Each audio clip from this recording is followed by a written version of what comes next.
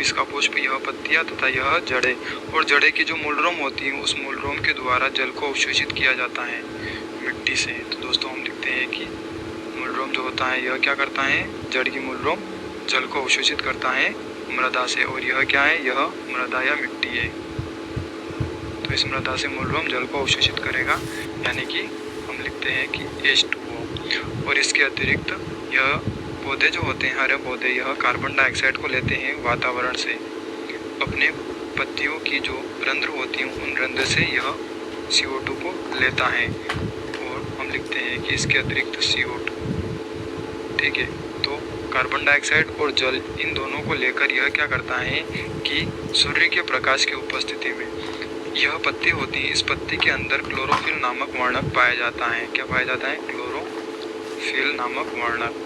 और इस क्लोरोफिल की सहायता से यह प्रकाश को अवशोषित करता है। सूर्य का जो प्रकाश आता है पृथ्वी पर, जो कि पौधे उसे अवशोषित करने का कार्य करती है। तो हम लिखते हैं कि कार्बन डाइऑक्साइड तथा जल प्रकाश की उपस्थिति में क्लोरोफिल नामक वर्णक से, जिससे क्लोरोफिल नामक वर्णक से यह भोजन का निर्माण करती है, यानी कि C6H12O6 ग्लूकोज, या जिसे हम कहते हैं पौधे का भोजन, इस भोजन का निर्माण करती है। और इस भोजन का जो परिवहन होता है वह फ्लोएम ऊतक के द्वारा होता है। और इस फ्लोएम ऊतक को हम संवहन ऊतक के नाम से भी जानते हैं। और यह सजीव कोशिका से मिलकर बना होता है, यानी कि जालिनी नलिका कोशिका से मिलकर बनता है। और इसके अतिरिक्त यह कुछ मात्रा में जल निकालता है, जो कि वाष्पोत्सर्जन की क्रिया द्वारा पत्तियों के द्वारा तथा अन्य हरे भागों के द्वारा बाहर निकाल देता है।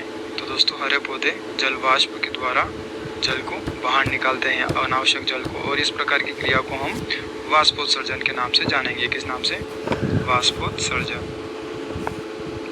तो आइए दोस्तों हम यहाँ पर लिखते हैं कि जल वाष्प के रूप में यह वातावरण प्रभावित कर देता है। और इसके अतिरिक्त यह जो कार्बन डाइऑक्साइड होते हैं उस कार्बन डाइऑक्साइड को लेता है और ऑक्सीजन को वातावरण में प्रवाहित कर देता है। तो हम यहाँ पर लिखते हैं ऑक्सीजन जो होता है इसका उपोत्पाद होता है, जो कि वातावरण में यह प्रवाहित कर देता है। क्या होता है, ऑक्सीजन इसका उपोत्पाद।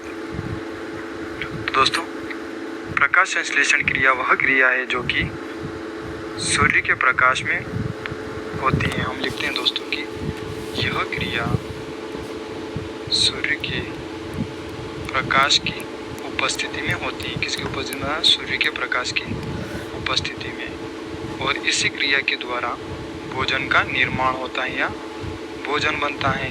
और भोजन का परिवहन जिस प्रकार की हमने देखा फ्लोएम ऊतक के द्वारा होता है। और इसी पूरी प्रक्रिया या प्रोसेस को हम प्रकाश संश्लेषण के नाम से जानते हैं। तो धन्यवाद दोस्तों, आशा करता हूँ आपको ये उत्तर जरूर समझ में आया होगा। कक्षा 6 से 12वीं से लेकर नीट